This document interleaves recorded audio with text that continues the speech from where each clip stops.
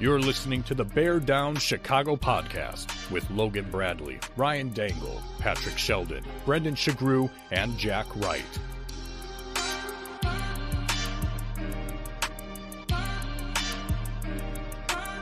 The Bear Down Chicago podcast. Yeah, we're that Bears podcast. All right, folks, welcome into another edition of the Bear Down Chicago podcast. I'm not bringing anybody on just yet, folks. I have a new space. For all of you that are just listening, please make sure you come check us out on YouTube.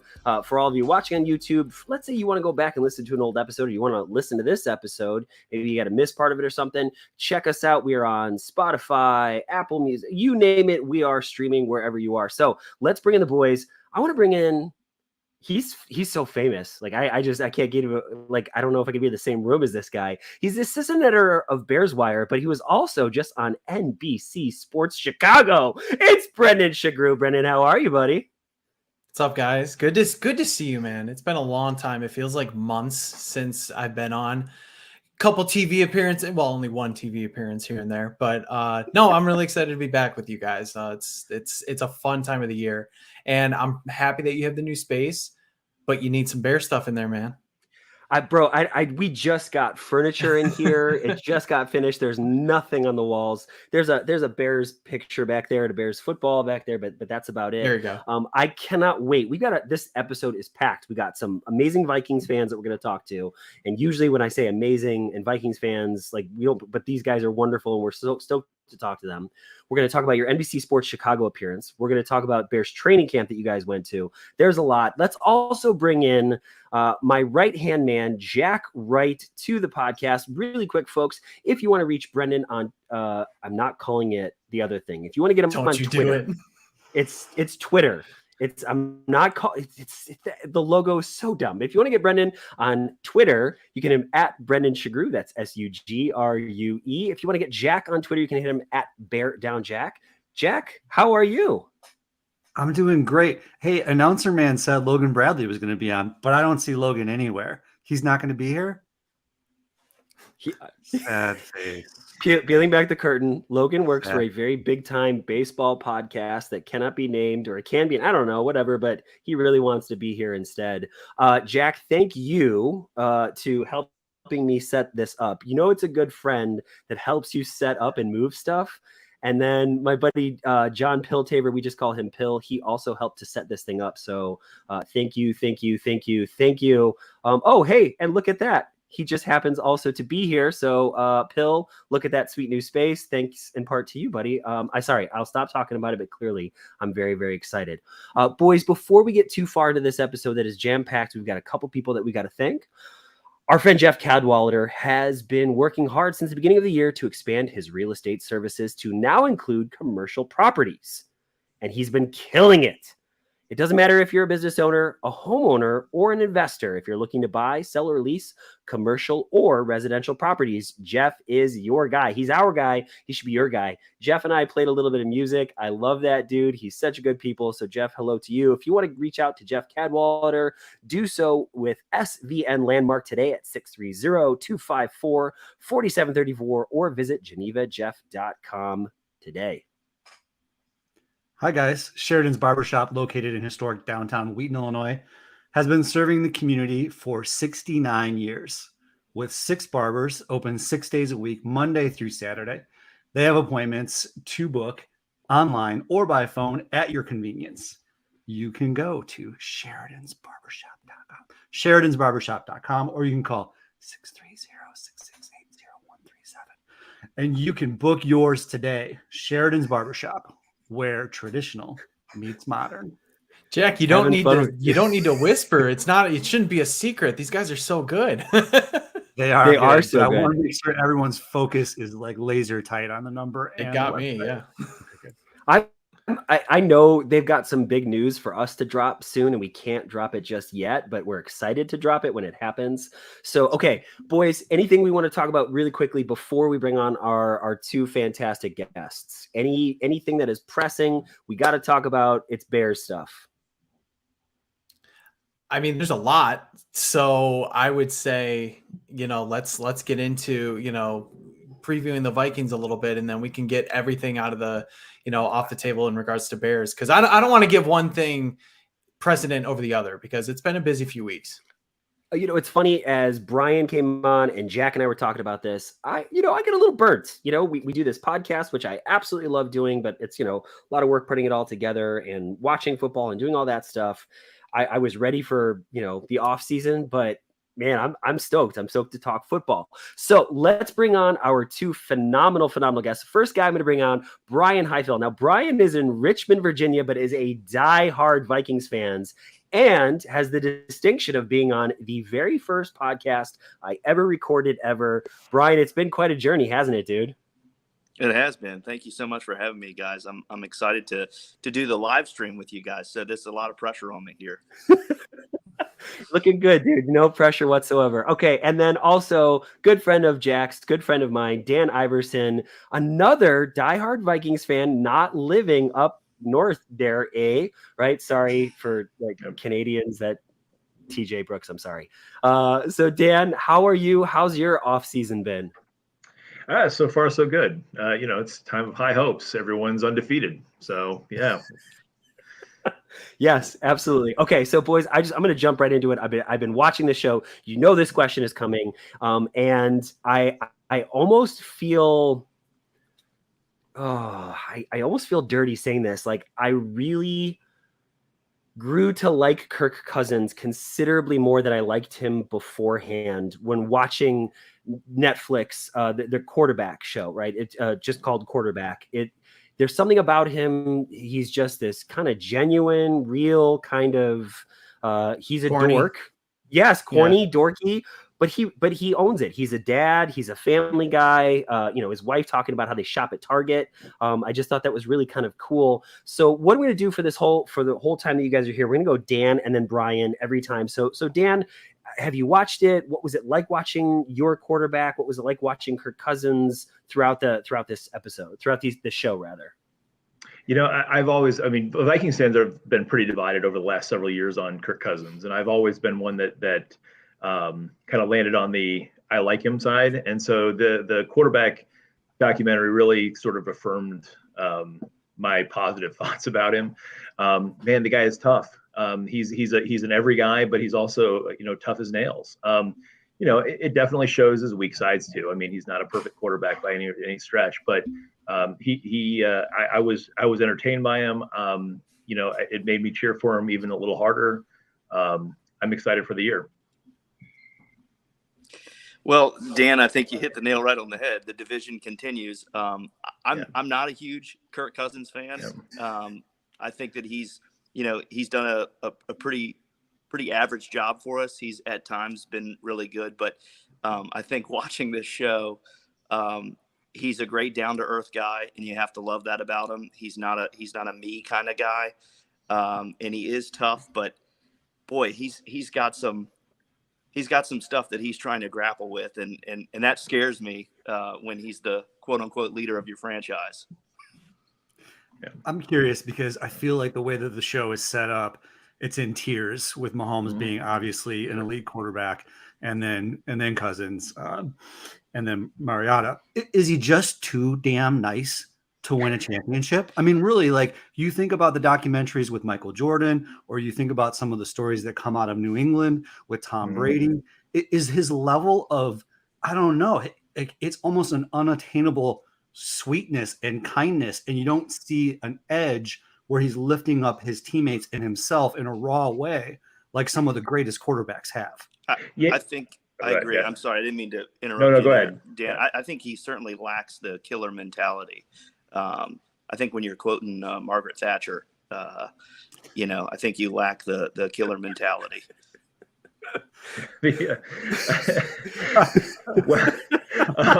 Said it. I said it. I would say I don't think that that's necessarily what stops him, but I do think that he I think he thinks too much, and I think when it comes down to, I mean, he had a fantastic game in the playoffs against the Giants, but then it was 4th and 8 and they needed to convert 4th and 8, and he even addressed that at the beginning of training camp like 3 or 4 days ago, and at the end of the day, the double-edged sword of like a guy like Brett Favre or Aaron Rodgers is just going to air it out. He's just going to make a decisive choice in that sort of a situation, and it's either going to work out or it's not. Kirk Cousins is going to make the 5-yard throw on 4th and 8, and and so yeah, I mean, as much of a fan of him as I am, I get it. I don't think he's perfect, but I do like him. He's our dork with that. The last thing, I know Brendan's got a good question and I want to get to it. I think the thing that stood out to me, and I knew this already, was how cerebral the position is. And there's something that Kirk Cousins said very specifically that stuck with me is, all these people that were athletes saying, well, if I'm an athlete, I'll never have to work hard or something along study or something along those lines in school. But he said, I'm taking a final exam every single week, and people don't realize that. And I think that was interesting to hear all 3 quarterbacks talk about how difficult that position is. And I think it just reiterated, that's got to be one of, if not the toughest position in sports to play. Yep. And I'll just add to that. I kept thinking about the Wonderlic test and how certain people sort of dismiss quarterbacks who don't score high on that. I don't think they're doing the Wonderlic anymore, but for those tests that are out there, after seeing that, I'm like, ooh, might want to pay attention to that more, just in case.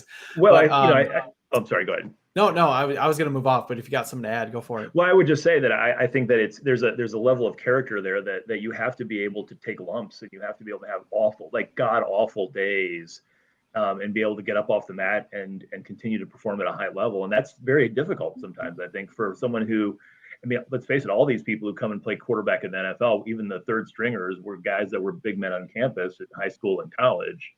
And, to go there and get your rear end handed to you on a regular basis in practice and then in games, it takes a special character to get your rear end kicked like that and get back up and do it. The ones who are great in the game have it, I think. I think $40 million a year helps for sure. For sure. Yeah, for sure. His agent more than anything is the MVP. Let's just be real. No question. If Kirk ever gets into the Ring of Honor, he's got to include his agent with him too. But getting to your point, Dan, as well, I think the cerebral aspect of it. I mean, you saw it when he had like his grid paper and he's drawing every route combination that the Vikings have. I mean, I definitely think that he takes it seriously. He's the best quarterback that we've had in a long time. And I'm not knocking that. I'm not trying to take that for granted at all. But when you see a guy like Mahomes, and it's easy to say, well, I wish we had the best quarterback in the league. But when you see Mahomes and Allen and some of these other guys where the game's shifting, I think Cousins kind of lacks that ability to make plays out of nothing.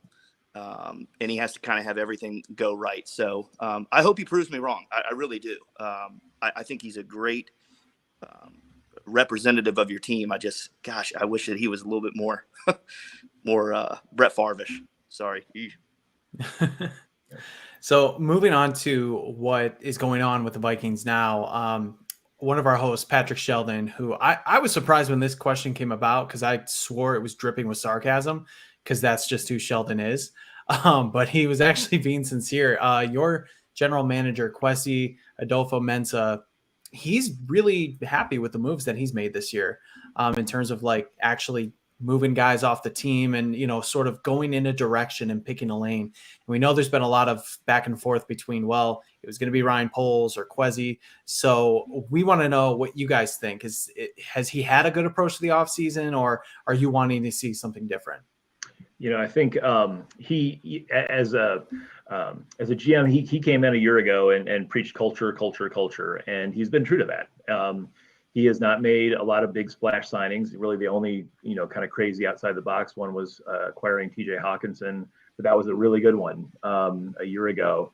And he really hasn't gone after anything major this year. What he's done is really right the ship financially for the future, so they're in pretty good shape in the next few years. But they talk about having a really good culture. And when Zimmer left a year ago, the talk was that it wasn't a real positive culture. And so I'm a big believer that culture matters, that culture is a performance enhancer. And I think that Kwesi, and together with Kevin O'Connell, have done a really good job of bringing that into the building. And I would add that just the news from today that they signed Danielle Hunter to an extent to a 1-year reworked contract and a big pay raise also speaks, I think, to making sure that they don't mess with what's already in existence here. And so I think that was a really big step forward, even just today. I totally agree, Dan. I think obviously it's too early in Kwesi's tenure to say, anoint him as a fantastic GM. But I think in the short term, he's done a really good job of he's made some hard decisions that I think had to have been made, letting Kendricks go, letting Dalvin Cook go. You have to look towards the future while also staying competitive. I think he's done a really good job of kind of mixing those two perspectives. And he's an analytics guy. So he's really big into, numbers don't lie. He may not go out and sign the top tier free agent, but he's going to get a couple other really solid players for the price of one really star player. And I think he does a really good job of navigating the cap and finding cultural fits. So I like what he's done so far. Obviously the jury's still out, but so far I'm pleased. I completely forgot to ask if Kirk Cousins can hit a stationary net, but let's move on. So Dan and Bryan, are the Vikings in a rebuild? Term that you hear from the Vikings over the last year or so has been a competitive rebuild. So, they've said, because that question keeps coming up at press conferences, and they have said, no, we're not rebuilding, but we're, they call it a competitive rebuild. They want to be competitive while they're kind of putting in their own people and implementing their own vision. And I guess I sort of see what they're doing. I think, it's definitely different than what existed under Rick Spielman. But I also think that 13-4 last year, although that may have been a little, well, we'll see what they can do this year, but 13-4 last year, I mean, I don't think that they're rebuilding. I think that they're, whatever this competitive rebuild is, I think that's what they're doing. I totally agree. Kwesi said it numerous times. It's a competitive rebuild. I think the rose-colored, purple-colored goggles that I have on would suggest that they're definitely going to be competitive this year, but I think they definitely have eyes towards the future. They're going to have a lot of cap space next year, and they've got to make some moves. So they got to sign a lot of guys, Hawkinson, Justin Jefferson. They've got a young team, but I think they have their eyes towards something really big here in the next few years.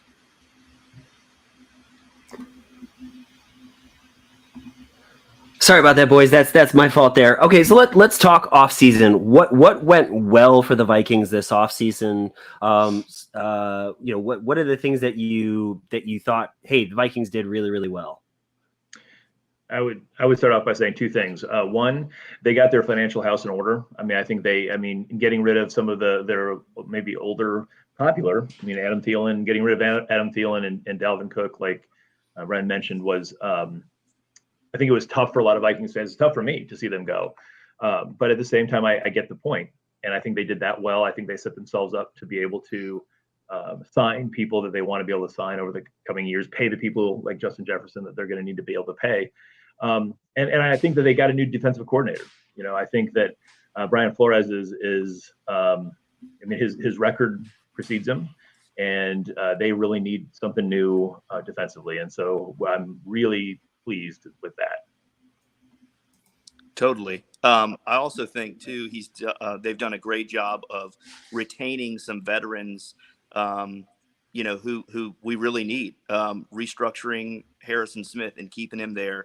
I think he's going to really excel in Brian Flores' defense. I'm excited to see what he does. And like this morning, getting Danielle Hunter back and ready to go. He is an asset. And when he's healthy, man, he's a freak. So I'm excited to see what he does. Yeah, it's exciting. All right, boys. Then the flip side of that then is what has you worried? What didn't go well for the Vikings this offseason? Because nobody had a perfect offseason. Yeah, I mean, I think you always want to sign more people. You always want more flash, and I don't think they had a lot of flash. I mean, they got a solid cornerback in from Arizona, but at the end of the day, their defense was awful last year. I mean, it was near the bottom of the league, almost at the bottom of the league. And at the end of the day,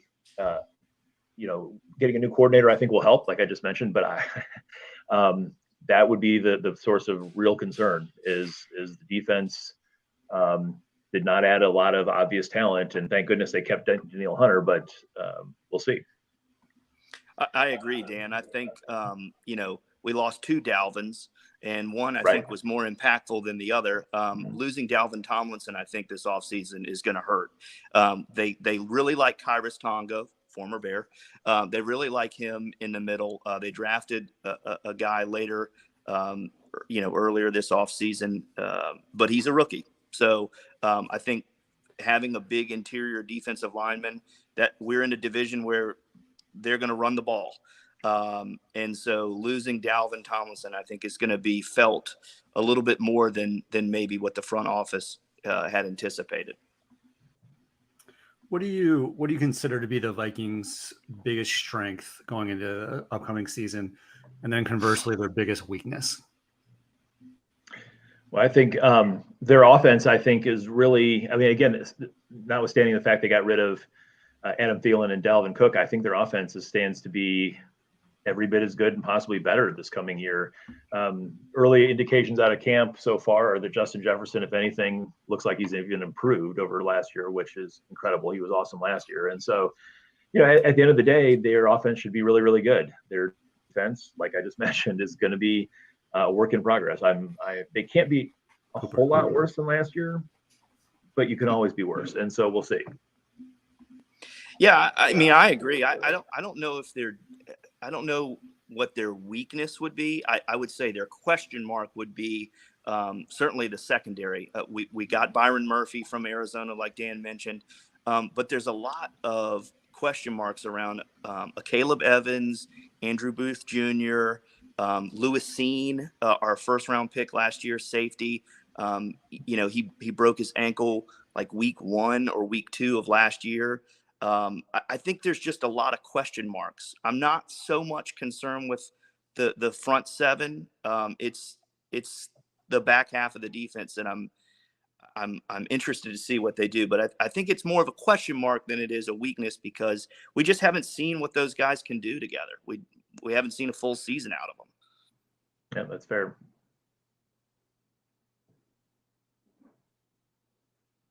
Boys, this is the Bears podcast, so we got to ask this question. How do Vikings fans feel about the Bears off season? I think when I hear about the Bears, we Fields gaining like 43 yards a carry against us in like whatever week 5 or whatever it was last year. I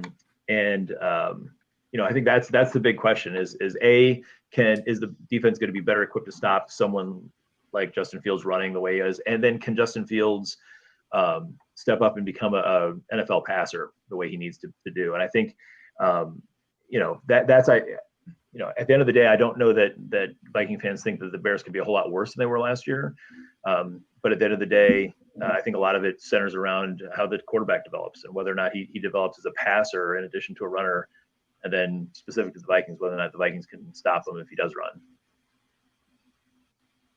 Yeah. I mean, I think that, the Bears front office clearly, they want to see if Justin Jefferson can be that guy. I think going out and getting a guy like DJ Moore, they're surrounding him with talent. I think that they believe in him to be that kind of X factor quarterback, the running ability and the big arm. I think it's going to be an interesting year. I think this NFC North is going to be a little bit more competitive than people anticipate. I think it could be a three-headed monster. I mean, I really do think the Bears, the Lions, and the Vikings could be duking it out. I will never say that the Packers will be in it, but I think the 3 of those teams could be really battling this year. Should be exciting. I got one follow-up question to that. And it can just be a simple one, yes or no. But there has been reports over the last few years that the Vikings wanted Justin Fields in the draft. So after seeing him, what he's been able to do, would you want him as your quarterback going forward? Just yes or no? Yes. No. Okay. Oh, interesting. I think if you were to put Justin Fields with Justin Jefferson, Oh my God. I think that would be. I think it'd be incredible. Let me just say this: I think if it's 4th and 8 in the playoffs, I think Justin Fields can run for that. And I think we're playing in the next week of the playoffs. I'm just saying. And that may be true. That may be true. But my concern with Fields is that he just hasn't proven himself as a passer yet. And that's the number one job of an NFL quarterback. And running quarterbacks in the NFL, as spectacular as he was at times last year, and he was, I don't know. I worry that he's going to get himself hurt. So, no, it's fair, and we Totally definitely fair. need to see more out of him. Yeah, we definitely need to see more out of him this year. But we're Agreed. expecting Yep. it, so. Yeah. All right, so moving on, kind of a similar question to what we had for the Bears. How do you feel about the rest of the NFC North going into the offseason, or going into the season after the offseason division has had? Yeah, I think I have probably something like religious objections to predicting that the Lions will win it. So it's a crisis of faith at some level for me at that level, because they do appear on paper to be maybe the best team. But after it, I don't know. I mean, I have no idea what I can't. But I mean, the Packers have had 30 years, 3 decades, like almost all of my life with a Hall of Fame quarterback. They can't get another one. Like, I mean, Jordan Love's, he can't be that guy. And I don't know. And so if that's not true, they're not going to be very good. And that will be awesome. And so, yeah, the Packers, obviously, that's the big thing is can Jordan Love be the person? And I don't know if he can. And then, of course, I think the Bears have done some good things over the course of the last year, or since last year. They've done some good things. They've made some good moves, and I think that they're a better team than they were last year. And so, I don't know. I mean, I have such a hard time saying I think the Lions are going to win this thing. I have a hard time thinking that the Vikings are going to finish 13-4 again either. I mean, they went 11-0 in 1-score games last year. They, I think, used all of their 9 lives and then some last year. So I honestly, I don't know. I wouldn't be surprised by a whole lot of things unless Jordan Love becomes another, like the 3rd straight Hall of Fame quarterback that the Packers get. I think that would, I don't know. I think I might quit as a football fan. No, not going to happen. Yeah. Yeah, the football gods cannot be that mean to us, can they? I mean, right? Dan, I think you hit the nail right on the head, man. I think the Lions on paper look really great. The Bears have made a lot of improvements. The Vikings are coming off a 13-4 year. It's gonna be competitive. I'm just excited that it's right around the corner. Agreed. I'll just say this real quick: the it team of the offseason in the last decade or so usually hasn't done well. 2019 Bears, 2019 Browns, 2022 Broncos, 2014 Bears. I hate that I have to say that twice. But just like those kind of off-season teams that are supposed to be good, usually more often than not, they flounder. So I'm with you. I can't really say that the Lions are going to win the division. I actually think it's going to be the Vikings, sadly. But I can't pick them. The off-season hype, bad things happen, in my opinion. Jack, before you ask your question, we have a listener question. So John wants to know, how do you guys feel about Jordan Addison? A good compliment to Jefferson. Were you excited about that pick? Real speedster. There it is. It took a minute. Yeah. I mean, Addison itself is, we'll see. Yeah. Let's hope he doesn't keep driving 140 miles an hour up and down. But yeah, so far so good. We'll see. I don't know. We've had Justin Jefferson and Laquan Treadwell in the last 10 years as far as that goes as first round receivers, and that's got to be the polar opposite. So let's see. and before that, Troy Williamson. So, right. That's not a and Randy Moss. We've had we've been all over the place with first round receivers. I think it made sense to replace. I mean, Thielen had 70 plus catches last year, so you've got to replace that somehow. Truth be told, when we made the pick, I was not totally on board with it. I just felt like we needed to focus on defense. But again, they love value where they can get it. I think Addison was probably the best receiver to come out of the draft, actually, in terms of route running. So that's a perfect replacement for Thielen. But I will say this, I do not think he's going to be the number 2. I think it's going to be KJ Osborne. I expect KJ Osborne to have a big year, and Addison as a rookie, 3rd or 4th option receiving. I mean, Hawkinson is pretty much their 2nd, 3rd, wide receiver de facto. So I think it's a pick for more future versus this season. I would agree. I agree with that, Brian, too. Yeah. All right, gentlemen. Well, it's time to put your money where your Vikings are. I'm gonna add a prediction if that's okay, RD. 2 predictions: a win total for your Vikes, and then what do you predict the division outcome will be? 1st, 2nd, etc. Oh boy.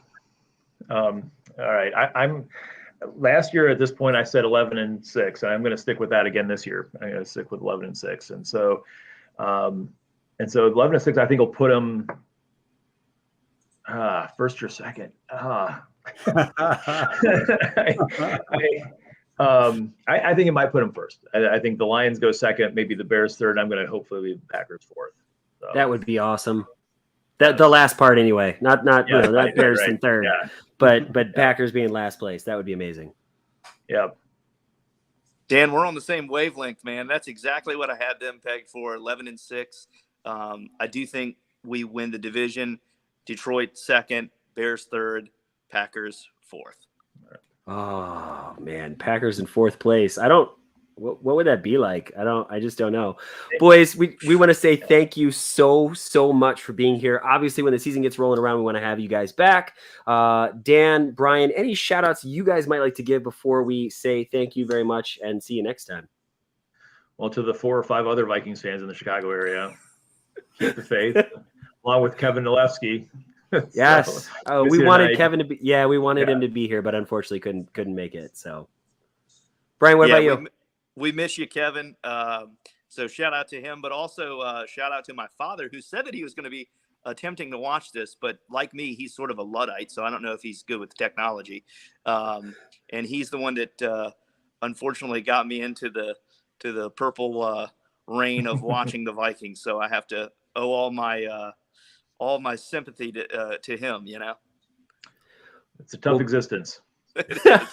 That's sports fandom, right, boys? All right. So, folks, this is Dan Iverson, Brian Highfill. Gentlemen, thank you so much for filling us in. We really do appreciate you guys very, very much. Take care, gentlemen. Thanks guys. Thank you so much. So this is the first of a 3-part series. Obviously, going to be going around the NFC North. We're going to talk to some Lion fans. We're going to talk to big name with Packers. I'm gonna just leave that, Brendan, to you. If you want to, we can wait to drop it. I don't know if it is confirmed. No, it's confirmed. Jason Hirschhorn. I can't remember how to say his name. Hirschhorn. Yeah, he does stuff with the Leap. He's basically he's Peter Bukowski's counterpart, but he's kind of the I don't know who would be Jekyll and Hyde in this case, but Jason's takes are very measured, and he doesn't go after Bears fans or just make wild, outlandish takes like his co-host does, or his I guess co-writer. Or so I've had some good interactions with Jason. I think getting somebody who's actually at Packers training camp with all the intrigue going on is just going to be fantastic. So Jason's going to join us next week, and I'm really looking forward to it. And God help us if Sheldon's on. We just have to make sure we put a muzzle on him so he doesn't start bashing Bukowski all the time. I'm a little nervous. I'm not going to lie to you. I'm not going to lie at all. Dan and Brian, they've been our friends from the start. While they're not on a Vikings publication, I think they're both smart enough where they could be. Oh yeah, they could be podcasting themselves, and I would listen to it if they weren't Vikings fans. But just measured good guys, and I'm stoked that we got a chance to talk to them, and we'll figure out the Lions situation as soon as possible. Brendan, I mean this sincerely. I have been dying to sing your praises. I've been dying to talk about this experience. You got to be on TV, man. NBC Sports Chicago. It was so freaking cool. And I mean this sincerely. Dude, you crushed it. Dude. You belonged in that chair, and it was really fun to watch, man. What was that experience like for you? Well, thank you. I could be self-deprecating or I could downplay it, but the truth is it meant so much to me. And it was a goal that I had internally ever since I started writing about the Bears back in 2019. I sort of had these like little checklist items like, okay, get featured in another article, be a guest on a podcast, potentially have a podcast. And then, seeing other people, seeing other people and other writers get opportunities like that, whether it was NBC Sports Chicago or WGN or at the time CLTV, I always kind of sat there and I was like, I want to do that. I want to get to a point like that. And so for them to reach out to me, you got the email, which is the best part. Ryan sent me this. He's like, I think you might want to see this. I'm like, holy crap, what the hell? This isn't real. And I legitimately, I looked up the guy's name, the producer, just to make sure it wasn't anybody messing with me. Sure enough, it was real. So just getting the opportunity was really, really meant a lot. And it was kind of surreal to even be asked that, where, other writers and broadcasters and reporters have done the same. And then there's me being there as well. But I'm very proud of the fact that I was able to be on that. And I still haven't watched it all the way through. I don't know if I ever will, because I know what I said. I know what I did. I know what I would need to work on if I get the opportunity to go back, and I'm hoping I do. But just the outpouring of support and messages from everybody the last few weeks and when it was going on, and you guys especially, just really, really meant the world. It was one of the coolest experiences of my life. So I don't know. Yeah, that's just kind of it in a nutshell. I mean, I can go into more like everything that happened, but when you think about what your perception of what the experience was going to be like, right? Because you had to have had something in your head, like this vision of what it might have been like, and then what it actually turned out to be. What turned out to be the furthest off from your perception, or maybe the most on, but really the furthest off, if anything? There wasn't really a whole lot that I was missing, or, I had like bad perceptions or whatever. I kind of understood the assignment. Yeah. I think the thing that threw me for a loop a little bit, and this was the pre-process, was I was going back and forth with the producer. They were letting me know who the host was going to be. And in this case, it was Mark Carman, who I'll just say right off the bat, some of Carm's takes I totally disagree with, and I think he's got some meatball takes, when he's doing CHGO and everything. But he was so welcoming, he was so kind, and just overall helpful when I was in the chair and just talking with him. He really set me up well. He was a real asset to me, and he could have, I think there were other hosts, I'm not going to say who, that may not have done the same thing. But I don't want to, disparage anyone. They have a lot of great hosts like Layla Rahimi and Josh Schrock. But Carm was fantastic, and he really just went out of his way to make me feel comfortable. But I think the biggest perception was I wasn't sure what we were going to talk about, and kind of leading up to the day that I was going to go in, I think it was probably about 24 hours into it, or even it was the morning of, I think. I'm texting the producer, we're going back and forth, and I'm like, so what are we talking about here? Like, I don't really have a rundown yet. I'm kind of hoping to get a rundown. And they asked me, they're like, well, what do you want to talk about? And I said, well, I did this top 5 or top 10 acquisitions for the Bears. And then there was this Cole Kmet tweet that came out about Dan Orlovsky that's going around. I have thoughts on that. And then Colin Cowherd said something that Colin Cowherd says. So that's happening. I'm like, I could talk about all of it. And they said, great, we'll do it all. So I essentially programmed the show for that segment, which I was not expecting to do, but it was really just helpful. And I guess really cool that I was going to be able to say, okay, these are the topics I want to talk about, and you guys rolled with them. And I thought overall, just the variety that we had, and especially being like in a dead part of the off season, was really good. So that might have been my biggest perception. But I get there, we go into the green room with those like black like recliners that you've probably seen, like Alex Brown and Lance Briggs hanging out in. I sent you guys a picture. I was like, oh my God, I'm in the green room here. And it was fine. Like, it was just a standard green room. And just walking into the studio, it was vibrant. It was new. Of course, for people who don't know, NBC Sports Chicago redid their studios a couple years ago. So it looked really, really nice. And just being surrounded by all the graphics and everything and the bright lights, I'm like, okay, this is it. And, sat down in the chair and sort of, I think I told the producers, I was like, guys, by the way, this is my first time doing actual TV for Bear stuff. So just please go easy on me.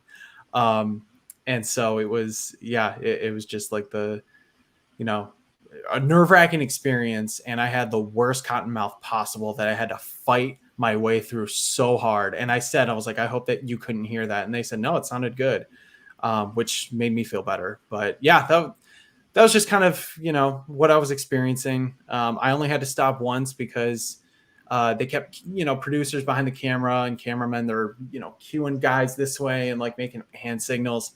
And I got so thrown off. I was like, guys, what the hell does that mean? And they said, oh, just look at Carm the whole time. And I'm like, oh, okay, fine. So yeah, other than that, just rolled through everything and had a good time and had a nice chat with Carm for like 30 minutes afterwards, which was really cool. Just kind of talking about how we both got to where we were, and just questions about the industry and things of that nature. It was so cool, dude. If you were nervous, you didn't show it. It didn't show through on the screen at all. Dude, I had to, in the green room before we came on, I just said a little thing to myself. I was like, all right, Brendan, like, this is the one thing you know about. This is the thing that you know about. Like, if there's any topic out there in the history of topics, this is the thing you know most. So don't be nervous. Like, it's fine. So I kind of had to give myself a pep talk a little bit. But thank you again. Thank you guys. Thank you to everybody for watching and for just all of the support through it. Like, I read every message. I saw every post, whether it was on Instagram, Facebook, Twitter, text messages. It truly meant a lot. And I'm really glad that I didn't just, make a fool of myself on television. You didn't. You crushed it. You belonged. Plain and simple, you belonged. Boys, there's so much to talk about. And we could continue. For some reason, if you haven't watched Brendan's interview with NBC Sports Chicago, you've got to. Good friend Heidi commenting, what an amazing experience. Heidi, thank you. It was so cool to see our guy up there, and Brendan, we love you, and we're so thrilled that you got to do that, and you belonged. You deserved it. It was amazing. Boys, here's what I want to do. I want to just really quick, there's one thing, because we already talked about Quarterback on Netflix. Please watch it. It's good. People are not watching. It's so good, and it's so interesting to see. I want to talk about the running back situation. I think we kind of talked a little bit about it when David Montgomery was trying to get a contract here. A contract we think was offered to him, but it was not a ton. And now it's the Saquon Barkley. There was a meeting of running backs like, hey, we're undervalued.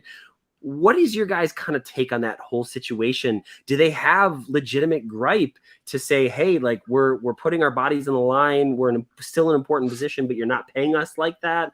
What's your guys' kind of take on it? Let's go Jack and then Brendan on this one. My immediate response was get your money. I think it is one of the most physical positions on the football field. They are the player that takes a pounding maybe the most. You think about guys that are able to run full speed and tackle running backs. Yeah, there's no doubting the trenches are physical, but the amount of abuse that running backs take, I think it's got to be somewhere up at the top of the list when it comes to the physicality of the game. And so we're seeing them have incredibly short-lived careers. So get the bag, like get your money while you can. It does seem a little surreal, like in a larger life perspective, we're talking about millions of dollars. But in the football world, I think, you guys do your thing. And if you need to hold out and you need to get more money and you're going to be used like you're used, and abused and then cast aside, then yeah, get paid. So I'm not surprised that this is happening. And as soon as the rookie wage scale was implemented back in 2010, 2011, I filed that away and I said, I think this is going to come to a head with running backs, because when that happened, then you get the 4-year contracts and, well, the 5th year with the option, but you're essentially not paying rookies nearly as much as they would have before that. Remember all the holdouts and all the just lucrative deals that teams had to sign rookies to. And then after running backs were just like used and abused, like Jack said, you don't have to pay them, or you can just pay them short-term money and then just let them go and keep drafting. I mean, it's good business, and it's terrible for the actual players. I'm with them. They should get the money, but the CBA was just renegotiated a couple years ago. And I think it was just horrible, horrible timing, because Austin Eckler then became the Chargers representative, and I think a year later became the one of the, I don't know if he's the president or the player president of the NFLPA, but he's one of the higher ones up there. So if he was on there maybe a couple years earlier, he probably could have put his foot down and said, hey, we as running backs need more money. There needs to be more guarantees. There needs to be safeguards or whatever. I don't know what it is, but I'm kind of surprised it took this long, knowing what running backs have gone through, how very few of them do get those second contracts. I mean, it was 10 years ago that Matt Forte was potentially holding out for like a better deal, and Marshawn Lynch. And then since then, I mean, Todd Gurley got paid, Ezekiel Elliott got paid, which was a stupid deal if you're the Cowboys because of what happened. But each year you just see more and more guys not get that long-term money or get franchised and then just tossed aside. And then maybe if they're making, I don't know, $12 million 1 year, now they're going down to like 5 or 6 the next 2 or 3 years. And that is just a significant pay cut. So yeah, I'm with them, but at the same time, I'm not surprised. This was always going to come to a head, and it finally is happening. So, Brendan, this one is for you. Brendan, how about a prayer circle for Jonathan Taylor to the Bears? I mean, the Bears. I already got people mad at me for, doing the Bears meme for him yesterday. No, they don't need him. They really don't. I'm very excited to see what this running back room does. You have to pay him too, and you're giving up assets. It's fun if you're playing fantasy football, but I just don't. And he's hurt. Jonathan Taylor's hurt right now. I don't know if you guys saw the report that just came out while we were recording, but the Colts are potentially going to put him on NFI because he had an injury off the field, out of practice, and now that could jeopardize him getting paid. Because if you get one of those injuries, you could lose your regular season dollars. Yeah, Daniel Dundas is making a point about it that just how things have worked. I think when you look at the analytics side of it, Daniel, I totally agree. But the human element of it is those dudes take an unbelievable abuse to their bodies, more so than a lot of other positions. Not saying other guys aren't going to get hurt, but long-term career. I mean, what most guys play 3-5 years tops in the NFL, and then that's your bag for how long after the fact. Yeah, I mean, I wish there was a way to get both people, happy in this situation, the NFL as well as running backs, but I just don't see it happening. Speaking of contracts, the first real big signing of a Bear to stay with the Chicago Bears, Cole Kmet, is staying in Chicago. Boys, what do we think about this? I wish Sheldon was here. As much of a hard time as we give Patrick Sheldon about Cole Kmet, I think, he's stood firm as he doesn't dislike Cole Kmet. He just doesn't see Cole Kmet being, the Travis Kelce. He doesn't see him being someone that is a centerpiece of this offense. And I think, he'll make some good points there. I'm pretty excited about this one. Jack, Brennan, how are you guys feeling about this? I'm pleased. I mean, I think that there is a bit of a tight end scarcity. And so a bird in the hand is worth 2 in the bush. The guy clearly works hard, got his degree in the off season. Not that that's football related, but I do think it permeates his entire work ethic. I like him. I think we've talked about this before. As soon as you get the idea that he can be a Kelce type tight end out of your head, then what you have, I think, is still a pretty high ceiling for a strong, athletic, improving, high ceiling potential tight end. And let's not forget that the passing offense was terrible, to put it mildly. And as we watch this begin to develop, as the offensive line improves, as DJ Moore hopefully opens up the field, I mean, I'm telling you, if we get ceiling years out of Moore and Mooney and Komet and Claypool, I know that's a big ask, but I see it as a good signing. I'm behind it. We had a great discussion in the thread. I see where Shells is coming from, but I don't know what, I mean, would you have let him go? I think it would have been a poor choice by management to have let him go. 100% agree. I mean, let's just go back to 12 years ago. There was a guy by the name of Greg Olsen that the Bears had. They drafted in the first round. Kind of had a little bit of a slow start, but he continued to get better, had a good year in 2010 when the Bears actually went to the NFC Championship game. He was getting ready for a bigger contract because at that point he had been in the league 4 years. And the Bears shipped him off for a third-round pick to the Carolina Panthers, and then Greg Olsen became one of the top tight ends in the league. Now, I'm not comparing apples to apples because Greg Olsen and Cole Kmet are different players, but Jack said, are you really going to develop this guy and see him improve year over year just to say, okay, thanks for what you did. We're going to let another team sign you to a deal when you're only 24 years old and then actually hit your prime and your peak with somebody else? This was a fair deal for a tight end who by most metrics had a top 10, borderline top 10 season. He's essentially right at that top 10 mark for money per year, which I believe is 12 and a half. He got $50 million total, just over $32 million guaranteed. And most of that guaranteed money is going to be paid out in the first 2 years of his deal. So, and that also coincides with when the Bears, as of now, have the most cap space too. So you're fitting him in at a time when it makes sense to fit him in financially. Guys like George Kittle, Travis Kelce, and I'll even put Mark Andrews in there.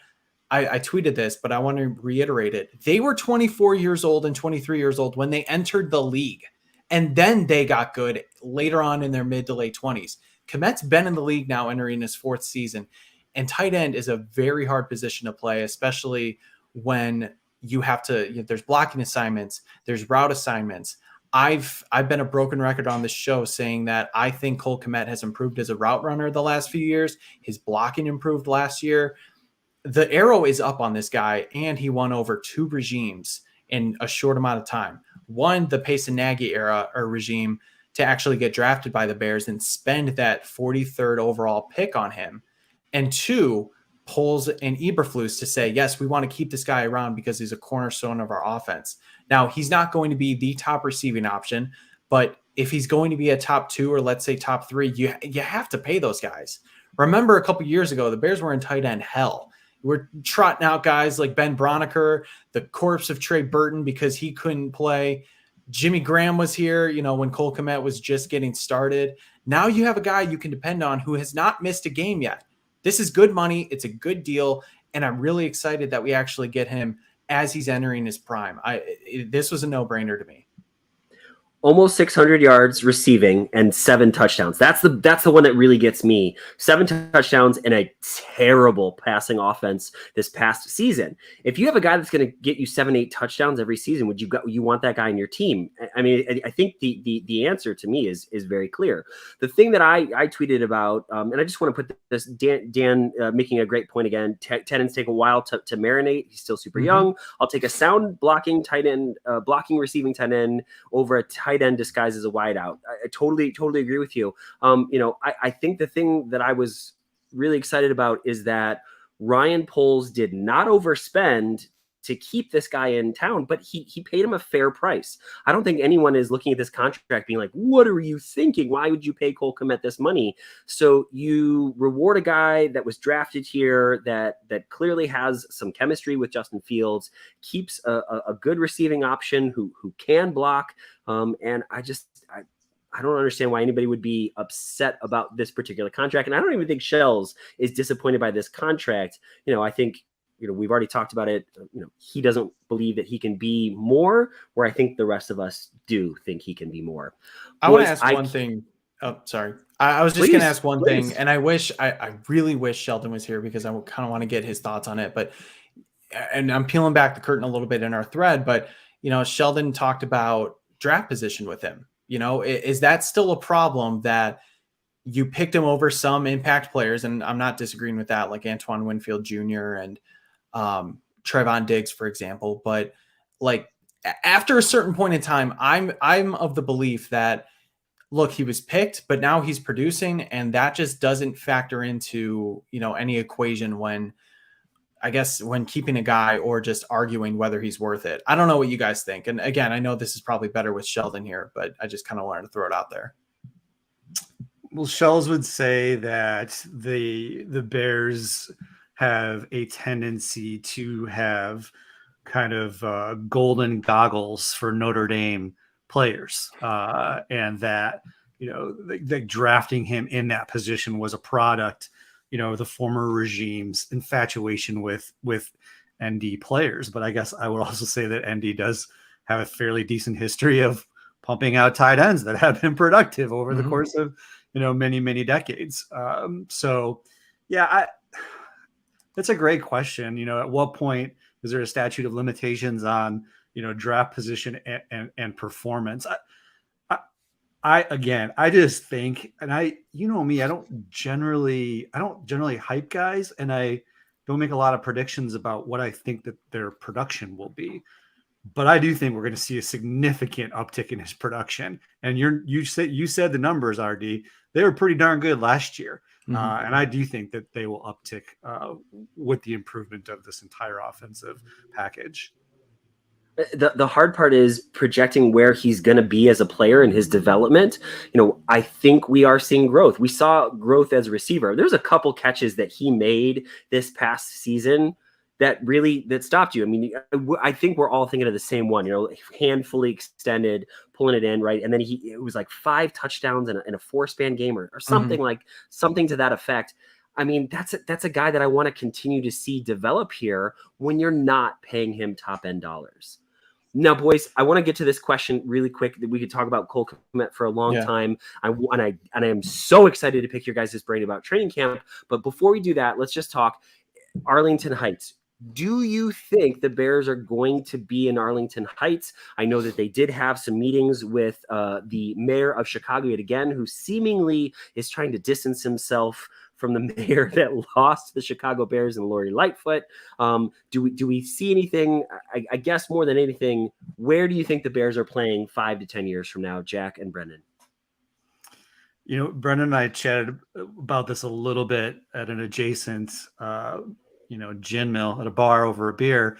And I said that I think that there's still a chance that they will be in Chicago. And I don't know what iteration it will come in, but I've said this before. There was a Minnesota, representative on who was a part of the stadium build when Minnesota, did their stadium. And he said that at that time, there were 3 different spots in the suburbs that were all front runners. And it looked like a slam dunk that it was going to go to one of those spots in the suburbs. But what it comes down to is straight cash, homies. And at the end, somebody came in with a big bag of money and they built the stadium, in Minnesota proper. And so in some measure, it's impossible to deny, that this is a business and money moves mountains. I don't know how it will look. It's a shame if it's a rebuild of what's currently there. That would bum me out. The only way I could see it being good in Chicago and staying on the lakefront is if they finish that transportation hub that they're talking about finishing, and then they just tear that thing down to the ground. I don't know. Preserve the pillars if you want. Put them somewhere outside and put a plaque on it, but not a part of the stadium, not integrated into the stadium. New state-of-the-art, gorgeous, beautiful stadium that the Chicago Bears deserve and the fans deserve. Just as a personal note too, I told Brendan, it broke my heart seeing the TikToks of the demolition of the Arlington Heights racetrack. My family and we went every year, and if it were in shambles and they tore it down, got it. But it was beautiful. I mean, pristine, gorgeous, one of the nicest tracks in the country. It's neither here nor there, but I was sad to see that. I really was. Yeah, they really started poking holes literally into the grandstand, and just seeing it from 53, just like the holes on the roof, and then the complete front end is gone. It sucks. I'm with Jack on that. I do think that they're still going to be in Arlington Heights. One, the statements that came out between the mayor and Kevin Warren were just that there's nothing to it. It basically just said, we're continuing a positive working relationship together as we have the Bears in Chicago. It didn't even mention the Bears in Chicago. It just said we're essentially keeping a positive working relationship between our city and the organization. That to me says a couple things, but nothing too much not enough to read into, if that makes sense. So one, they're essentially just kind of keeping them at bay, saying, hey, we're still here and we have a better working relationship than the other mayor office from before, because that relationship needed to be repaired. The Bears, no matter what happens, are still going to be in Chicago for the next few years. They're still going to be at Soldier Field. Even if they're playing there until 2030, that stadium needs to be upgraded. And if you go back, you know that emails were sent but not read, essentially, about how the Bears needed, or how the Park District needed, to make repairs to the seats and certain areas of Soldier Field. So it's kind of a leverage play a little bit, but all the work is still happening at Arlington Heights. And Jack, like you said, a lot of things would need to happen in Chicago for this to actually go through. You need to make those changes to Soldier Field. You need to come to an agreement into what that would be. That transportation hub needs to be built. And that's only just on the Soldier Field spot. If they were going to try to find another space for this in Chicago, I don't know where that's going to be. Does that make more sense with what traffic is going to look like, and actually getting 60 to 70,000 people in and out of there every weekend during a football season? I don't know. The property is already being torn down in Arlington Heights. Yes, there's a tax stalemate. I do know that Kevin Warren is meeting with the superintendent, though, to kind of go through that, potentially maybe come to an agreement. I don't know. There's a lot of work that still needs to be done there, but I do believe, because of the land space that it's at, the work that's already being done, and I guess just this, how unreasonable that Arlington Heights and mainly Cook County is being with this tax break. I still think it's going to happen. And maybe part of that is wishful thinking, because as a Northwest suburb resident, I really want it to happen because it's so close to my house.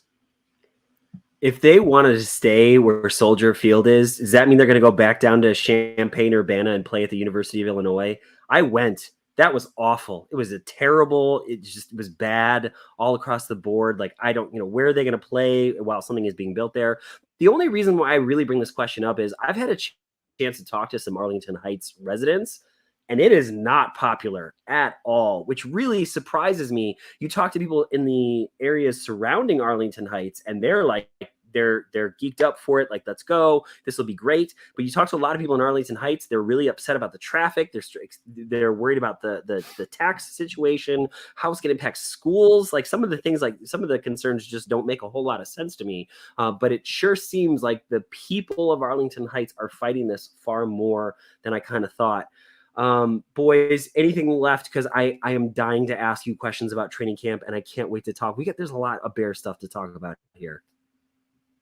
Let's do it. Cool. All right. So, I think me, like everybody else who hasn't been to training camp, is just so elated to hear about the Justin Fields to DJ Moore connection, that the two seem to be on the same page in so many different ways. What was it like, boys? Like, just run me through the whole experience. And was it easy to see the chemistry that people have been talking about? Jack, do you want to go first? You're muted, by the way. Gotcha before you did it. Thanks, man. The facility is beautiful. The improvements that they've made are fantastic. It is now, a grade A facility. I think the players, I'm sure, enjoy being there. There was a general consensus amongst some of the fans and creators in the stands that there was a bit of a lean towards liking Bourbonnais more because there was more space, more fans, better for the kids. But there's very little to complain about. At times, the players may be on a field that's difficult to see from where you're sitting in the stands, but I think that goes along with the territory because they created quite a bit of space there. There's kind of an upper and a lower set of fields. It'll be interesting to see where you guys are when you go, Brendan and Ryan. For the first time since I've been going, we were kind of down on the lower fields, but just ended up in a good spot, and we saw quite a bit of action. As far as the chemistry with Moore and Fields, I mean, it's there. I don't know. Has there been a day of camp so far where there wasn't a video posted in which during one-on-ones, DBs against wideouts, that Justin didn't throw or connect on a deep ball with Moore? In other words, I believe he is connected on a daily basis with Moore on a deep ball from Justin Fields. I gotta say, I was a little surprised that I wasn't more juiced about that, because we're so bereft of offense. But I was thinking about it a little bit today, and I want to see it in a game. I need to see it happen on the field, and we are watching on a Sunday and texting each other and going bonkers. I need to see it then. I really do. I mean, there is that little bit of, okay, they're in pajamas. They've just got their shoulder pads and helmets on. Don't take anything in training camp too seriously. But clearly better to see that, than what Brendan and I saw a few years back even last year when we were like, who are the wideouts going to be? What number is that guy? Okay. Or ESB was like, one of the top three. So in that regard, that wide receiver room, way better. We're thirsty for it. Brendan, before you throw in, I just want to say Brendan and I will be at training camp Wednesday, August 9th. If you happen to be there, please come over and talk to us. Brendan and I think we're very approachable people. We want to talk Bears, and if you just happen to be there, please come and find us. Say hello. That would be really awesome. Yeah, and I will also be there on Tuesday the 8th. So back-to-back days I'm really excited about. So I'll set the stage a little bit because I know when Jack said he maybe wanted to see a little more, I agree. But also we weren't on Friday. If you're in the Chicagoland area, you probably know it was hot as hell and humid as hell on Friday. And in Thursday too, really. So I was actually kind of expecting going into it that maybe practice isn't going to be that intense because they can't do this back-to-back days. And sure enough, there was a lot more walkthroughs. It was a lot slower. I know Dan Wiederer had a tweet that didn't go over well with some people saying it was like the least entertaining practice that he's seen. And you know what? To be fair, he kind of has a point because it was very just slow. You saw very few full speed drills with 11 on 11s. I think it was probably close to a dozen maybe. And I don't know, Jack could probably, speak to that a little bit, but it was a lot of just slower stuff, installs. And so you didn't see a lot of those splash plays that you might have in other practices. But that being said, with Fields and Moore, it just felt seamless between the two. So in one-on-one drills, Fields drops back, hits DJ Moore on an in route with Jalen Johnson with really, really good coverage. Easy pitch and catch. Tight coverage, but they made it happen. And then on the very next play, he hit Cole Kmet on a flag route as well. So just kind of those two big targets, Fields was like dialed in right away. You saw a little bit in 11 on 11s with full speed. DJ Moore, I think, just kind of had like a deeper 10-yard curl, was kind of sitting in the belly of the defense, had three defenders around him. Fields found him with a just really good, accurate pass. I equate it to pitch and catch. Just easy between the two of those guys. It feels seamless. It feels easy. But in kind of comparing to what I saw last year in person versus this year, last year I told everyone that Fields is trying to force the ball to Mooney and Kmet. Kmet especially. I was like, this guy's going to have a big year because he is just going to get force-fed the ball. And sure enough, he led the Bears in every category receiving-wise. This year, I really feel like he's doing a better job spreading it out. Of course, he has more weapons with Moore, Claypool, Mooney's back. You saw some passes to Equinemius St. Brown. He's trying to find Tyler Scott there. But Fields just looks more in control of this offense. There aren't the miscues like the missed snaps or the bobbled snaps or confusion with like guys lined up in the wrong spot. It just felt overall seamless. And that's what I was really excited about, just doing the simple things better. Now, yeah, we saw some drops. There was a bad Tyler Scott drop that Fields just had a really, or no, it was PJ Walker. PJ Walker had a really nice pass too. You probably heard about the interception that Fields had to TJ Edwards when he would have been sacked. That wasn't a great play, but overall, it just really feels like that the offense is on kind of even par with the defense. And when's the last time we've been able to say that? I don't think it's because the defense is lacking either, because you see some of these DBs. I mentioned Johnson. I meant Kyler Gordon. They're sticking on guys pretty well, whether it's one-on-ones or team drills. So I'm excited to see when pads actually come on. When you and I go, hopefully it's a little more ramped up and we can see things a little bit more speed. But yeah, I was satisfied with what I saw, and I'll just plug a few things I did on Bears Wire. I did my observations on Friday if you want to read that. Couple takeaways and standouts who I liked over the last few days of camp.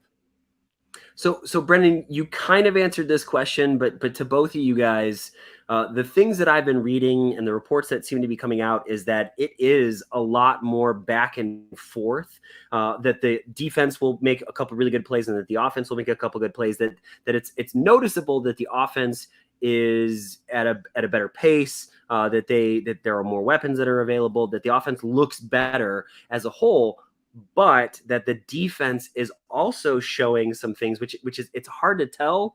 Was that kind of what you guys were noticing while you were there? Go ahead, Brendan. Yeah, like I said, I really do. Really, maybe not even with some of those like splash, like interception plays or anything, but Jalen Johnson batting a ball away from Velus Jones Jr. one play. Guys just like they're tight on coverage. Now, certain guys have had rough goes of it. Tyreek Stevenson, for example, got put in a blender in one-on-ones facing Chase Claypool. So he's kind of struggled a little bit, but other guys have stepped up. Guys like Terrell Smith, I think it was a maybe 6th round rookie out of Minnesota in the secondary. Now it's also hard to see about pass rush and offensive line play too, because these guys aren't in pads. They're not going full strength. But you've seen a couple guys off the defensive line get the better of some of the Bears tackles. Darnell Wright was the one who let up pressure from Terrell Lewis a couple times. And so, depending on like maybe one play, Tevin Jenkins is winning his battle, and then another play, Wright or Braxton Jones is losing his. It has been like kind of that back and forth pull and push. So yeah, I really can't say that either side is sort of winning at this point. Would you say, like, based on what we saw and just in general performance, that Jalen Johnson should be the next one that gets paid? Because if I think about a standout player on the defense on that particular day, he is a notch above all the other defensive backs. I think he got beat by Moore, but then the very next play he came back. Yeah, he was against Moore, and he had a great pass deflection, and he was in perfect position. I mean, he is an excellent cornerback. Yes. Yeah. I mean, no, I agree. And I'm really encouraged by what he said in the press conference. We missed it, unfortunately, because we were leaving, but I saw it afterwards. Yep. He essentially said, I'm not worthy of elite cornerback money because I don't have the production. Now, this isn't verbatim, but, after Trevon Diggs got paid a crap load of money, you would think that Jalen Johnson wants like a really nice deal. And I'm sure he does. But he knows that he has to back it up with his production, and he's not worthy of top 5 cornerback money. And that was really, really encouraging to hear for me, because I was a little concerned that maybe he would come in with this, I guess, sense of I deserve this because I am a good cover corner, even though I've missed time in the last couple of years and I've only got 1 career interception. I think he is a very good cover corner, but knowing that he's probably set his market value lower than, those other guys, and rightfully so, makes me encouraged that a deal actually could get done sooner rather than later. Tyreek Stevenson, Jalen Johnson, and Kyler Gordon in the slot. Like, that seems like a pretty rock solid. And then you take Brisker and Eddie Jackson. I mean, I'm just trying to think like, and now move even forward. You got Sanborn, Edwards, and Edmonds. Totally, Edmonds. Thank you so much. Wow. I mean, minus that front four. I mean, that's an awesome back half of that defense, and that gets me excited that you got some playmakers back there. I'd like to keep that core around for a while. No, I think there's a lot to be hopeful for. Absolutely. Hey, do you mind, like, really, really quickly? I want to go back to one thing that Brendan talked about that I think is fascinating, and we talked a little bit about it on our thread too, because it involves a little bit of nuance. And I had tweeted early in the practice how impressed I was and have been with the way that Flus's staff conducts practice in terms of its efficiency. And I mentioned pace twice, and not Ryan Pace, but the pace of practice. And it's one of those things where I think two contradictory thoughts can be held at the same time and both be true. Because I do think that Flus runs a far better practice than the previous regime. And I have an example I wanted to run by Brendan real quick too. But also in the same token, because of the heat, they were doing 50% pace on 11-on-11s. Ryan, I don't know if in my entire career playing or as a coach, I have ever seen anybody run 50% 11-on-11s. I asked several coaches that I know and guys that I played with previously. It was, unheard of, honestly. Had to be predicated by the intense heat, and probably a wise decision on the part of the coaching staff. But Brendan, think about the way that Eddie Jackson practiced under Nagy, and think about what we saw with Eddie Jackson practicing a couple of days ago. He's my example. Mm-hmm. Eddie Jackson under Nagy was nonchalant, undisciplined, not very professional. And I do know he had personal things going on. I guess I'm setting that aside. He didn't hold himself accountable, and no coaches held him accountable either. And now he practices like a pro. The only time I noticed him in practice was for a flash of doing something amazing, dropping back to his deep corner, to his deep half, high pointing a ball. He's a terrific athlete and a terrific safety. We know that. And so both things permeate the entire team, right? The way that he was practicing and not being held accountable, and now the way he is practicing with discipline in a professional manner. He gets to each drill fast.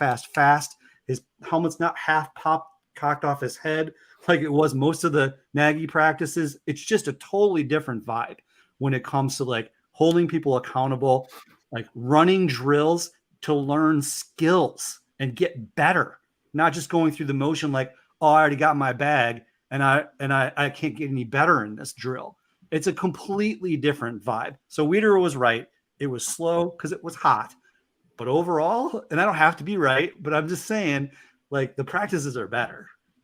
Yeah, they are better. And even so this is my third, now that Bears practice has been moved to Hallis Hall. This is my third year doing it.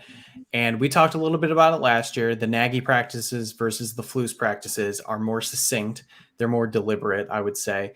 And one thing I noticed, even as they were running 50% speed, Jack, the quickness that they got in and out of moving the first and second team offenses and defense on there, it was things were moving. There was no just reps. Yes, they were running half speed, but there was no lollygagging or just things of that nature. Guys were just in and out of their assignments quick. And to your point about Jackson, he was firing guys up. He was, gassing guys up, let's go, baby. He was being vocal. You could hear him. We were right by him, in the stands. Yeah. The intensity was, I don't want to say it was lower, just the design itself was slower.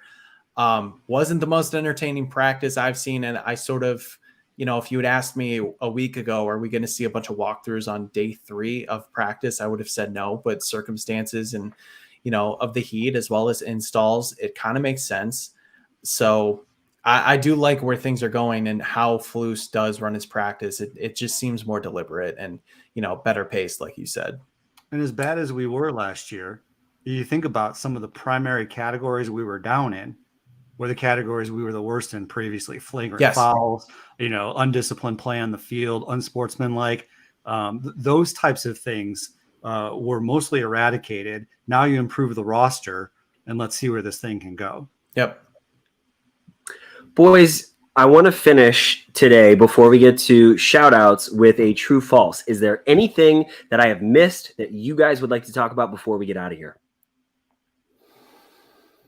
The PJ Walker has a rifle for an arm, dude. Like, yeah, he throws a frozen rope, and if we need him to be a backup, I wouldn't be too worried about him coming into a game. Cool. Honestly. Yeah. It reminds me of Jay Cutler in the sense of just like the rocket arm. No, I'm dead serious. Like, just I was surprised. I was not expecting that. Yeah, it's friggin' unbelievable. Because I know Justin Fields is supposed to have a pretty dang strong arm too. But so to hear you throw in the JC in there, man, that's high praise for arm strength. You'll see it. Arm strength. Yes. Couple things I got. There's kind of a mixed things depending on the practice you went to. I thought Khalil Herbert looked really, really good. And I was talking to Luis Medina, former podcast guest that we had in front of the show, of Bleacher Nation Bears. And he's like, man, just watching Khalil Herbert run is so aesthetically pleasing. And I'm like, yeah, it really is. He just, gets in and out of his cuts quickly, finds the hole right away. And he was getting the majority of the work with the first team offense. Saw a little bit of Deontay Foreman, but I just thought between the running styles and just the production, and again, I'll say it again, no pads on. It's hard to kind of take away running back stuff, but I just thought Khalil Herbert looked really, really good, and I think he still has the inside track to becoming RB1 for week 1. There's a ton of other stuff I can go into. Just, I don't know if people would care about. Like I said, read about it on Bears Wire. Because I don't want to spend too much time on everything because I could nitpick everything. But overall, yeah, I was just super pleased to be out there. Last thing. Country music was everywhere. Everywhere. Matt Eberflus said he wanted to play more country music, and Jesus Christ, did he get that wish, because the playlist solely consisted of country music throughout the entire practice. I don't think I've ever seen that ever at an NFL training camp practice. No, nor have I. Yeah, right. Do your players want to hear that? Like, I had wondered because I do think they're so good at what they do. They probably take turns. Maybe it was Fleece's day. I was gonna say because as someone who has been a coach now, it's a high school, so it's very, very different. There were days where people were like, Dangle, you gonna run music throughout the whole practice? I was like, wait, what's wrong? And they're like, Coach, Coach, no. Your music and our music, it's not the same thing. So, all right. So, boys, I've been meaning to ask this question, and I wish Sheldon and I wish Logan were here, but they are not. Justin Fields said in a CBS sports interview that he will be the first Chicago Bears passer to throw for 4,000 yards. So, true or false? Justin Fields will be the Chicago Bears' first 4,000-yard passer this season. Let's go, Jack, Brendan, and I will finish it up. Hold on, before we say our answers, I just want to know, is there a caveat that it's going to be this season or just in general? I believe I did say this season. Did I not? Let's do it. I'm throwing down this season. Okay. He's going to throw 4,000 yards. Jack, Brendan, me. I'm gonna say true. I do not buy the Justin Fields is a running back playing quarterback crowd. I think the focus on him and the criticism has been way out of line. I've watched him now for 2 years, and so have you. There was not a single thing that I saw in camp or last season that made me think that Justin Fields can't be proficient as a passer. I think he'll be this year a 4,000-yard passer, the first one the Bears have ever had. Crying. Sorry. I'm sorry to say, I will say false. And it's not because I doubt Justin Fields' abilities or anything like that. It's because it still hasn't happened. It's one of those things I'm going to be late to the party on because it's hard to do in the NFL, 1. But 2, Justin Fields had 2,200 passing yards last year in 15 games. I mean, you can talk about whether or not he's a good passer. I think he is, and I think some of that is circumstantial. But like to take the jump to basically double your yardage in one season, I think is going to be really, really difficult. I'm setting the bar for him at like 3,500 yards because I do think he's still going to run a lot. Some of those like passing attempts he may choose to run.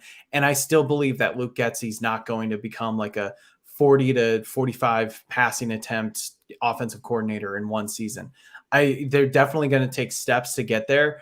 And if you're going to ask me if Justin Fields is going to be the first Bears quarterback to throw for 4,000 yards, maybe in 2024, 2025, I'll say yes. I just don't think it's happening in 2023 yet. I'm going to agree with you, Brendan. I'm going to say false. I could see something like 3,600, 3,800 to get really, really, really close. But because we're Bears fans, we're going to continue to live in, the 18th century as far as quarterbacks are considered. And I also think with his dual running ability, either one, you're looking at an injury or where he could throw for maybe another 100 yards. He's going to rush for those. I don't care. If dude, let's just say he has a collective 30 tutties this season, and that's between rushing and passing. I don't care. I don't care if he has 28 rushing touchdowns and 2 passing. Like, I don't care as long as he's productive and we're moving the ball and we're scoring points. I don't care. Boys, let's get to shout outs for this week. Let's go. Brendan, I'm sorry I've been putting you in the back seat this whole time. So Brendan, we're going to put you out first. Jack, and then I will finish it up. Shout outs, boys. Let's get out of here. All right. I have way too many people to shout out, so I'm not going to do that. I'm just going to say just shout out to every single person who, like I said, has just supported and wished me well wishes throughout like the whole experience with NBC Sports Chicago, as well as meeting everybody at training camp, whether it was fellow bloggers or writers, broadcasters, or fans and friends. It was just awesome. The last few weeks have been incredible. So I just want to shout out everybody there. So instead, I'm going to give a special shout out to my late grandfather, Ed Mahoney. And the reason is on the Friday that I think it was the 7th, I think it was 7/7. The Friday that I went to NBC Sports Chicago, it got bumped a day. It was supposed to be the Thursday, but the White Sox got rained out, so they had a doubleheader on Thursday. So I got moved to Friday. That was my grandfather's 100th birthday in heaven, and he was one of the most prominent radio hosts down in Springfield forever. I mean, he turned into basically Chauncey from ESPN 1000 doing Great Outdoors for the last few, I don't know, maybe decade of his life when he was doing radio, but he was a big sports and outdoors host back then. And he was kind of an inspiration for me wanting to get into television and radio back in high school. I chose not to do it because I didn't think I was good enough. I didn't think that anybody would like my voice, or I didn't feel like it was my thing. So I switched career paths, and it ultimately led me back to, writing and now podcasting. And then of course the TV appearance. So to have that on his 100th birthday and to get like my first like television experience with the Bears, I said a prayer to him, just said, I know you're on my shoulder watching me here. And then after the show, I omitted this purposely, went outside, kind of enjoyed the, downtown, being on the river. It was so nice. And I said, man, I need a drink. And I went to the closest bar I could find, and I ordered a Manhattan, and that was his favorite drink. And I just sort of like cheersed him up in heaven. And I just said, thanks for being there with me. I know how proud he would have been of me. And so just my shout out goes to him, and, just really cool that I had that experience on what would have been his 100th birthday. What a cool story, Brendan. That is awesome, dude. That was a great share. I love that. Okay, I've got just 3 shout outs. I'll try to make them quick. First, I'm going to shout out WBEZ Radio and NPR. I love to learn. Their podcasts are fantastic. I listen to them all the time, and every time I listen to one, I learn something new, and they're so great. I want to shout out Andrew Cromer, who is on Twitter. Still calling it Twitter, on Twitter as NFL Outdated. Met him in the stands. I think he goes by Andy. Andy is going to Green Bay went to Green Bay, he's a Bears fan, went to Green Bay, Minnesota, and he's going to go to Detroit. He's going to all of the training camps, and he's reporting out on the training camps. We talked about maybe getting him on because it might be interesting to get his perspective. So shout out to Andy Cromer. And then my last shout out is to Yacht Radio. It's on Sirius XM and also on Spotify, like a yacht, like a boat, Yacht Radio. I'm almost 50. I'm the youngest that I'll ever be today. I've decided to embrace my 50-year-oldness. And so I'm listening to Billy Ocean, Caribbean Queen, and John Cicada, Just Another Day. And so Yacht Radio is my vibe right now. And I'm just going to own it and shout out Yacht Radio. Are you wearing New Balance shoes right now? No, but oddly, I just got a pair in the mail today. Yeah, absolutely. There are so many shout outs to give. Brendan, I know I already said it, but dude, to watch you on TV was like, I work with that guy. It was a moment of pride for the podcast, and it was really, really, really cool. Jack, they say that some of your best friends are the ones that will help you move. Jack helped me move into this space, and so Jack, thank you very, very much for that. John Piltaver, you as well, dude. It means so very, very much. Kevin Olefsky, a good friend of ours who we wanted to have on. He's a Vikings fan, and actually helped start our first podcast. He's a very, very good guy, and we're very appreciative of him. He's getting married, so congratulations to you, Kevin Olefsky. And the last one and the most important one, it goes to our guy, TJ Brooks. TJ had a family situation that could have ended very, very differently, and everyone is home and safe, and that just makes me really, really happy. I can't imagine what that situation was like for you, TJ. So please, please, please do take care of yourself. Just very, very happy to hear that one. I have done a very bad job of this, boys, and so I do apologize. We're putting all of you, you've got some homework. We need some reviews, whether that be, like and subscribe, but go to wherever you listen to this podcast and please hit us with a 5-star review. It really helps to widen our audience. And I haven't been saying that. And I can tell we need more reviews. Please, please, please, if you could write us a 5-star review, it really could help grow this thing. Also, follow us on Threads. With the instability of Twitter right now, I don't know about you guys, but it has been wonky for me. It has not worked super duper well. And with this change, Elon wanting to call it X, I get a little bit worried that the community that we've helped build through Twitter could be in jeopardy. So please follow us on Threads, follow us on Instagram, follow us on Facebook, so that we can stay communicating with all of you. Now, folks, let me just say this. We know that there are so many places to get your Bears content, and you've chosen to hang out with us. It means more than any of us can say. And so we just want to say thank you so, so very much for hanging out with all of us. So for Jack Wright, for Brendan Shagrew, for Patrick Sheldon, for all of us at the Bear Down Chicago podcast, thank you so very much for listening. And as always, folks, Bear Down Chicago.